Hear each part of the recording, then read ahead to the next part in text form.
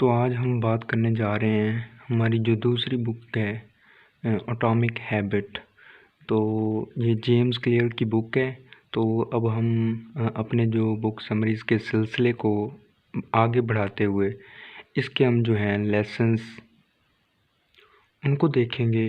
तो इसके अंदर जो टॉप लेसन्स दिए गए हैं उनके अंदर हमारे पास सबसे पहला ये है कि हैबिट्स के बारे में focus on system not on goal. मतलब इसका ये है कि हम जो सिस्टम है मतलब सिस्टमेटिकली जो हम हैबिट बना रहे हैं तो उस हैबिट पे फोकस करें। उस हैबिट पे जैसे हम फोकस करते जाएंगे हमारी कंसिस्टेंसी बढ़ती जाएगी। कंसिस्टेंसी बढ़ती जाएगी। हम एक दिन करेंगे दूसरे दिन ना करेंगे ये सीन नहीं होगा। हम उसके अंदर प्रोक्रेस्टिनेशन वाला एलिमेंट जो है वो निकल जाएगा। तो हम उसमें कंसिस्टेंट रहेंगे और हमें जैसे अब पहले दिन वो हैबिट की है और हमें उसमें कोई अचीवमेंट मिली है तो हम दूसरे दिन भी वही हैबिट को दोहराने की कोशिश करेंगे।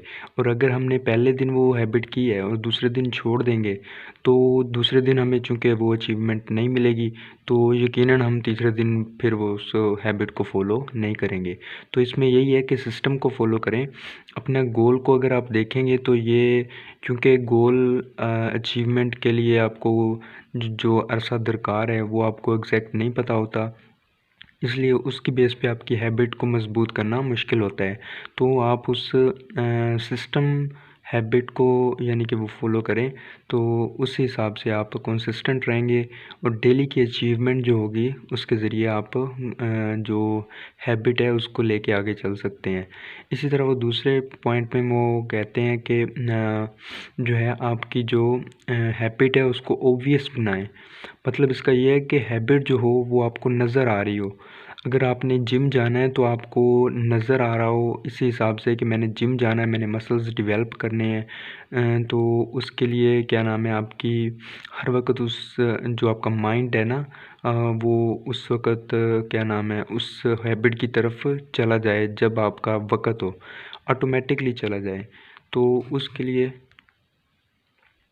जैसे वो हैबिट विज़िबल होगी आप उसके साथ कोई जो चीज़ अटैच कर देंगे। जैसे आपका जिम का बैग है या आपने जो प्रोटीन लेके जानी है उसको आपके जैसे वो चीज़ ज़हन में आएगी तो आपकी वो हैबिट ज़हन में आ जाएगी। तो उससे उसका चांस बढ़ जाएगा उसको हैबिट को डेली रूटीन वाइज करने का उस हैबिट का। तो इसके लिए आप कोई ट्रिगर जैसे मैंने बताया कि अगर आपने जिम जाना है तो आपकी जो बोतल है, जो आपकी साइकिल है, जो आपकी जाने के लिए जिम जाने के कपड़े हैं उनको आप उस जगह पे यानी कि हैंग कर दें जहाँ से वो आपको नज़र आएँ और वो आपकी हैबिट को ट्रिगर करेंगे। तो आप जो आपका टारगेट है मसल जिम बनाने का तो वो आप उस हैबिट के ज़रिए उस तक पहुँच सकते हैं। तीसरे पॉइंट में वो ये कहते हैं कि इसमें जो हैबिट है वो इजी हो। मतलब कि ये ना हो कि आप जब हैबिट बनाने का सोचें तो उसकी क्या नाम है वो आपको मुश्किल लगे, डिफ़िकल्टी फ़ील हो किसी भी हैबिट को बनाने में। उसको यानी कि छोटे-छोटे टुकड़ों में डिवाइड कर लें। मिसाल के तौर पर अगर आपने पढ़ने जाना है या कोई टॉपिक पढ़ना है या आपके एग्ज़ाम्स चल रहे हैं तो बजाय इसके कि आप सारी बुक्स लेके बैठ जाएँ, आप प्रॉपर हर चीज़ को एक टाइमिंग दें। या आप यूँ कह लें कि आप किसी लाइब्रेरी का रुख करें और आपको पता हो कि मैंने डेली इस टाइम पे 4 PM मैंने जो है उस लाइब्रेरी पहुंचना ही पहुंचना है। और क्या नाम है और उसको इजी बनाएं। और आप इस हिसाब से डिसाइड कर सकते हैं कि मैंने अगर 4 बजे उधर जाना है तो मैंने सिर्फ एक नोट्स पढ़ने हैं, फिर मैंने रिफ़्रेशमेंट करनी है, फिर मैंने उस लाइब्रेरी में घूमना फिरना है। अपने माइंड को इस तरह से रियलाइज़ करें कि वो चीज़ आपको ईज़ी लगे। तो हैबिट जितनी हो सके उसमें ईज़ी रखें। इस तरह जिम की एग्जांपल दी गई है कि आप उसका बैग तैयार करके रख लें बजाय इसके कि आप उस वक्त तैयार करना पड़े और आप कहें कि हैबिट जो है वो डिफ़िकल्ट होने की वजह से आप उसको छोड़ दें।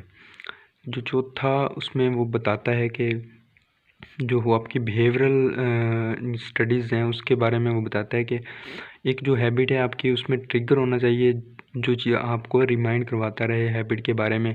और वो दूसरी चीज़ ये कहता है कि क्रेविंग हो। तीसरी उसमें रिस्पॉन्स होना चाहिए। और मीन के कोई हैबिट आपको जो है क्या नाम है जो आप बार बार कर रहे हैं उसका कोई रिवार्ड भी आए आपको, यानी कि रिस्पॉन्स के तौर पर। पांचवी जो इसकी उसमें पॉइंट वो बताते हैं कि the power of small improvement, मतलब कि आपकी छोटी छोटी जो इम्प्रूवमेंट होती हैं वो डेली रूटीन में हमें नज़र नहीं आती, लेकिन जैसे ही वो एक्यूमुलेट हो जाती हैं, वो इकट्ठी होती रहती हैं, तो वो एक हैबिट बन जाती है और वो लार्ज इम्प्रूवमेंट जो जिसे हम कहते हैं कि कंपाउंड इफ़ेक्ट, वो लेके आती हैं। तो हम अगर डेली की रूटीन में अगर हम एक हैबिट बनाना शुरू करें तो 1 साल के अंदर हम 365 हैबिट्स बना लेंगे, लेकिन हम डेली रूटीन में छोटी छोटी इम्प्रूवमेंट्स को नज़रअंदाज कर देते हैं।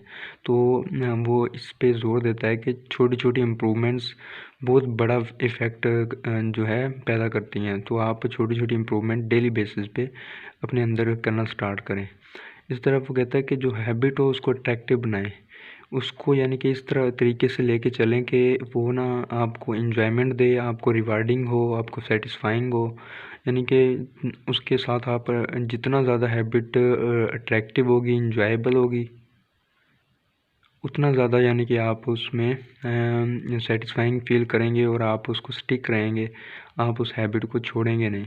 तो इसलिए आप जो भी हैबिट बनाएं उसके साथ कुछ ऐसे एलिमेंट्स अटैच करें जिसमें रिवार्डिंग हो। मिसाल के तौर पर अगर आपने जिम जाना है तो लाजमी उसके साथ आप अपने दिमाग में ये चीज़ बिठाएं कि मैं रास्ते में आते हुए कोई अपने आप को जूस वगैरह पिएंगे या फिर कोई ऐसी एक्टिविटी जिसमें बेसिकली आपके जो रिवार्डिंग एक्टिविटी है उसमें आपके ब्रेन के जो डोपामीन या सीरोटोनिन वगैरह हार्मोन है वो रिलीज़ होते हैं और आपको प्लेजर फील होता है।